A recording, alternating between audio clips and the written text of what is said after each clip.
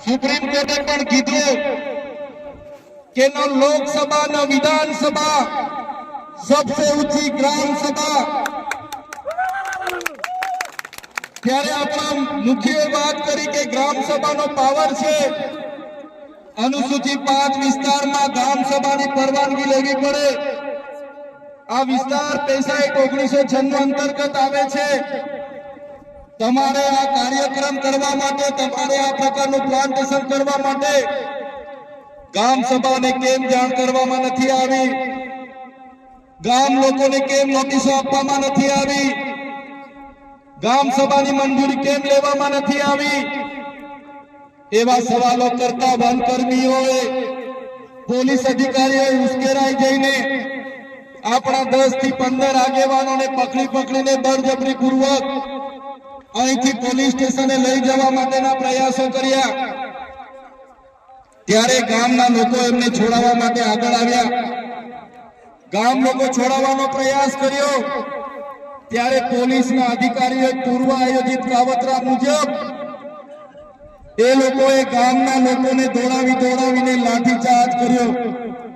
હમણાં જ ગામના મુખીએ ગામના સરપંચો એમને ગામના પોલીસ પટેલે મને કીધું કે લગભગ 32 થી 35 લોકો ગંભીર રીતે ઘવાયેલા છે, એમને ઈજાઓ પહોંચી છે અને એ લોકો પોલીસના ડરના કારણે સરકારી દવાખાનાઓમાં નથી ગયા પણ औषधिओनी दवा करे छे, देशी दवा करे छे અને આજે પણ એ લોકોની સ્થિતિ ખૂબ જ ગંભીર છે।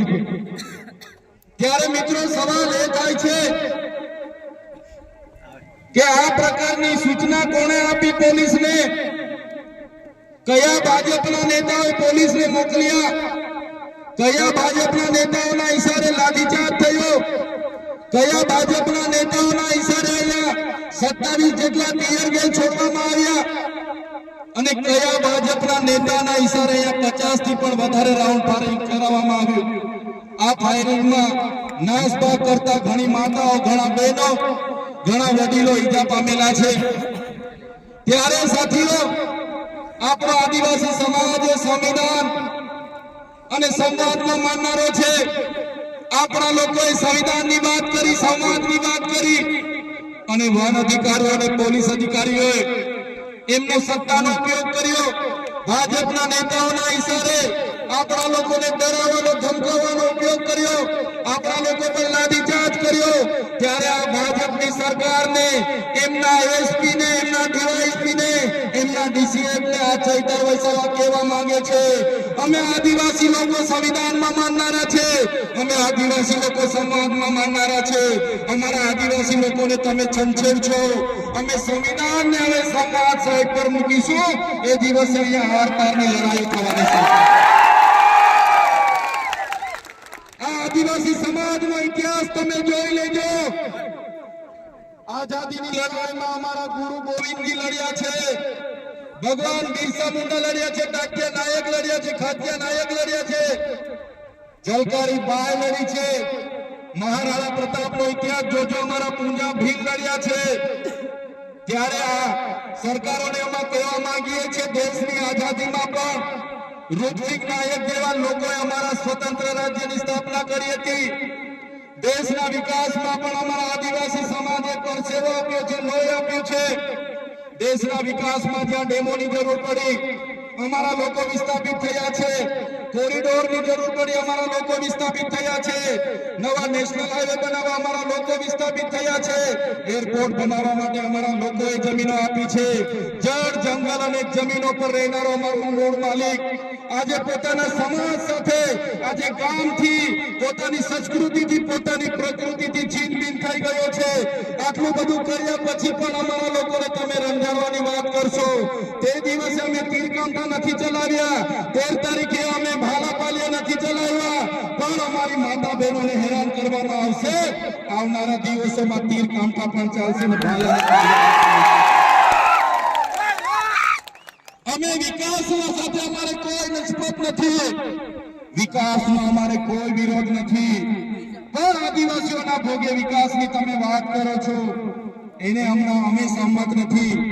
એક બાજુ આઝાદીના 78 વર્ષ થઈ ગયા, અમારા લોકો આજે આઝાદીના 78 વર્ષ પછી પણ 2 રોટલાઓ માટે અમારા લોકોને શહેરોમાં મજૂરી કરવું જવું પડે, અમારા બાળકોના શિક્ષણ માટે શાળાઓમાં શિક્ષકો માટે આંદોલન કરવું પડે, સારી શાળા માટે આંદોલન કરવું પડે, પીવાના પાણી માટે આંદોલન કરવું પડે, જંગલની જમીન માટે આંદોલન કરવું પડે, અમારી ખેતીના પાકના ભાવ માટે આંદોલન કરવું પડે, અમારા યુવાનો સાથે જે અત્યાચાર થાય એના માટે આંદોલન કરવું પડે, મારી બે દીકરીઓ માટે આંદોલન કરવું પડે। ત્યારે અમે આ સરકારોને કહેવા માંગીએ છીએ, આ તમારી મનુવાદી સરકાર, આ તમારી સામંતશાહી સરકાર, આદિવાસી સમાજ હવે જાગી ગયો છે। સરકારને અમે કહેવા માંગીએ છીએ, હવે અમારો સમાજ લડેંગે જીતેંગે, जिंदाबाद मुर्दाबाद, आगे बढ़ो, हाय सरकार, हाय हाय, आवेदन निवेदन હવે અમે કરવા માંગતા નથી। તમે પાડલિયા ગામ સાથે જે અત્યાચાર અમે કર્યો છે, જો આવનારા દિવસોમાં જે પણ લોકો પર એફઆઈઆર થઈ છે એ એફઆઈઆર રદ કરવામાં નહીં આવે તો આવનારા દિવસોમાં અમે પાલનપુર એસપી કચેરી તમારે એફઆઈઆર કરવી હતી। જે પોલીસ અધિકારીઓએ લાઠીચાર્જ કર્યો, જેમનો આદેશથી લાઠીચાર્જ થયો એવા ઉચ્ચ અધિકારીઓ પર એફઆઈઆર કરો, એ નેતાઓ પર પણ એફઆઈઆર કરો, એમના પર પણ કાર્યવાહી કરો। ભાજપના વન મંત્રી હમણાં જ નવા વનના મંત્રી બન્યા છે, એને હોસ્પિટલમાં પોલીસ અધિકારીઓને બધા સાથે મુલાકાતો લીધી, એમણે એવું સ્ટેટમેન્ટ આપ્યું કે જે પણ લોકોએ જંગલી લોકો અમારા પોલીસ કર્મીઓ પર હુમલો કર્યો છે એમને છોડવામાં નહીં આવે। ત્યારે મીડિયા મિત્રો, એ ભાજપના મંત્રી, એમના કલેક્ટર, એમને કહેવા માંગુ છું, છોડવામાં નહીં આવે નહીં। આ આદિવાસી સમાજ છે, અમારા એક પણ અમારા પાડલિયા ગામના એક પણ આગેવાનને ખોટી રીતે હેરાન કરશો તો અંબાજીથી ઉમરગામ નહીં, રાજસ્થાન અને મધ્યપ્રદેશના પણ હજારો આદિવાસીઓ અહીંયા આવીને ઉભા થઈ જશે। એફઆઈઆર રદ કરો, અને તમારે એફઆઈઆર કરવી છે તો બંને પક્ષે એફઆઈઆર કરો। તમારા પોલીસ અધિકારીઓ, વન અધિકારીઓ પર બી એફઆઈઆર હોવી જોઈએ, અને નાના અધિકારીઓ પર નહીં, કોન્સ્ટેબલ, બીટગાર્ડ પર નહીં, પીએસઆઈ, ફોરેસ્ટર પર નહીં, એમના ડીસીએફ પર એફઆઈઆર કરો, એમના એસપી પર એફઆઈઆર કરો, એમના ડીવાયએસપી પર એફઆઈઆર કરો, કેમ કે એમના આદેશથી અહીંયા હિંસા થયેલી છે। ત્યારે સાથીઓ તમે જોઈ લો, આજે દેશમાં ચાહે છત્તીસગઢ હોય, ઝારખંડ હોય, આસામ હોય, મિઝોરમ હોય, મેઘાલય હોય, નાગાલેન્ડ હોય કે મણિપુર હોય, આજે આદિવાસીઓ સામે પોલીસ લડી રહી છે, આજે દેશની આર્મી સામે આદિવાસી લડી રહેલો છે, આજે આખા દેશની અડધી આર્મી આદિવાસીઓ સામે લડે છે। કેમ કે આદિવાસી આજે પોતાની મૂળ જમીન બચાવવાના પ્રયાસો કરે છે, અને આ ભાજપની સરકાર એમના કેટલાક ઉદ્યોગપતિઓને આ જમીનો આપવા માટે, એમના નામે આ જમીનો કરવા માટે આદિવાસીઓની જળ જંગલ જમીન છીનવી રહી છે।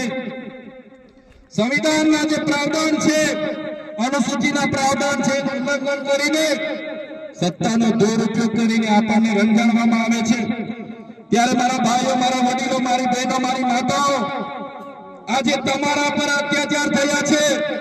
ગઈકાલે કેવડિયાવાળા પર અત્યાચારો થયા હતા, દાહોદ વાળા પર અત્યાચારો થાય છે, પોળો વાળા પર અત્યાચાર થાય છે, બેડા પાણી ગામ વાળા પર અત્યાચાર થયા હતા, જોશીના વાળા પર અત્યાચાર થયા હતા, ખેડ બ્રહ્મા વાળા પર અત્યાચાર થાય છે।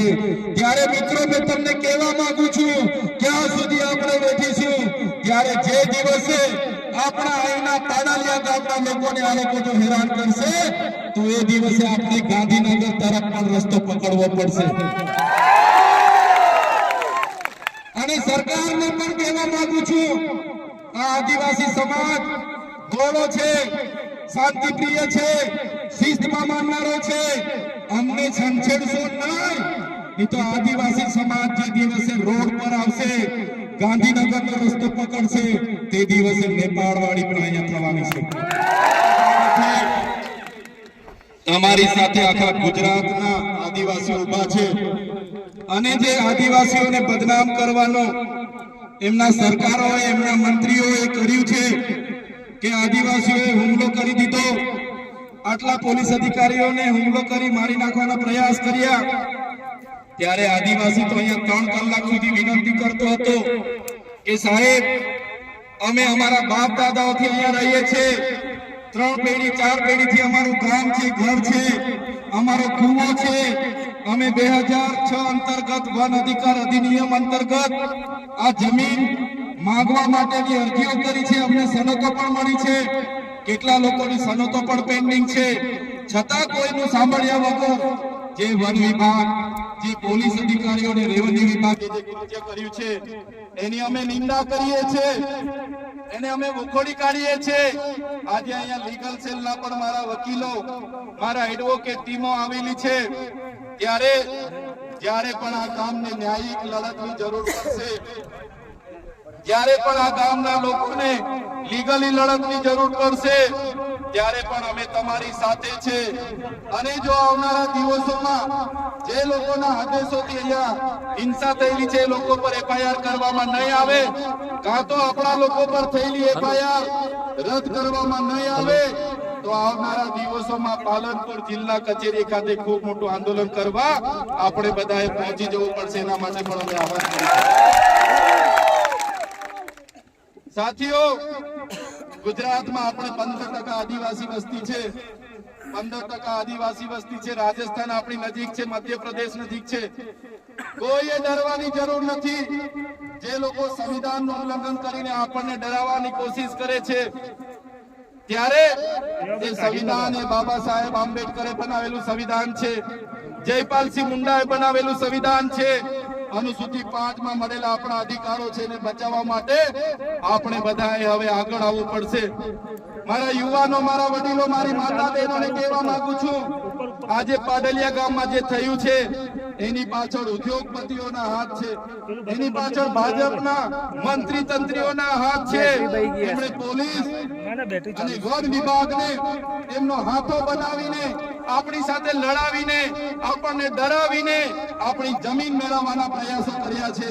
ત્યારે આપણે બધાએ પક્ષ, પાર્ટી, સંગઠન, સંપ્રદાય અને બધું જ ભૂલીને એક આદિવાસી તરીકે જ્યારે પણ આપણા ભાઈ સાથે અન્યાય થાય, જ્યારે પણ આપણી બેન સાથે અન્યાય થાય, જ્યારે પણ આપણી જરૂર પડે ત્યારે બધાએ એક અવાજ પર ભેગા થવા માટે તૈયાર થઈ જવું પડશે, નહીં તો આપણી જમીન આ લોકો આપણા પરથી છીનવી લેશે।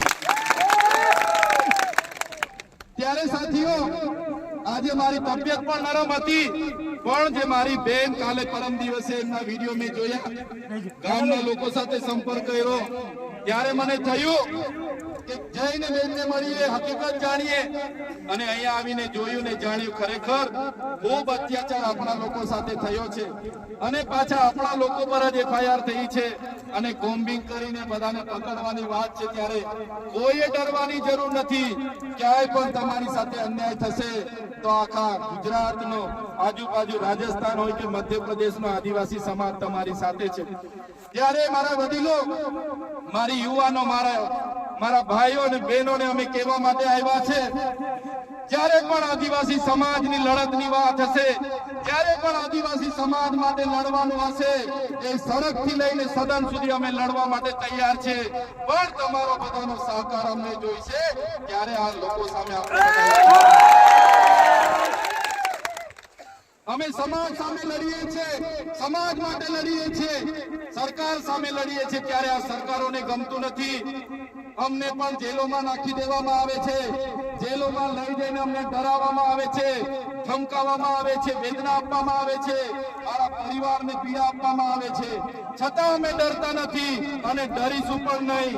મારા સમાજના તમામ મુખીઓ, મારા પટેલો, મારા સરપંચો, મારા તમામ પદાધિકારીઓ, યુવાનો, વડીલોને અમે કહેવા માટે આવ્યા છે, જ્યારે પણ આદિવાસી સમાજ પર આફત આવશે, આપણી અસ્મિતાની વાત હશે, આપણી સંસ્કૃતિની વાત હશે, આપણી બહેનો સાથે અન્યાય થશે કે યુવાનો સાથે અન્યાય થશે, તો આ ચૈતરભાઈ વસાવા અને અમારી ટીમ અમે આગળ રહીશું.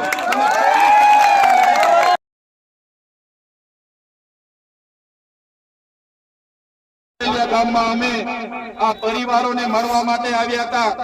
બધા લોકો જે પણ ઈજાગ્રસ્ત થયા છે એમની સાથે અમારી સંવેદનાઓ છે.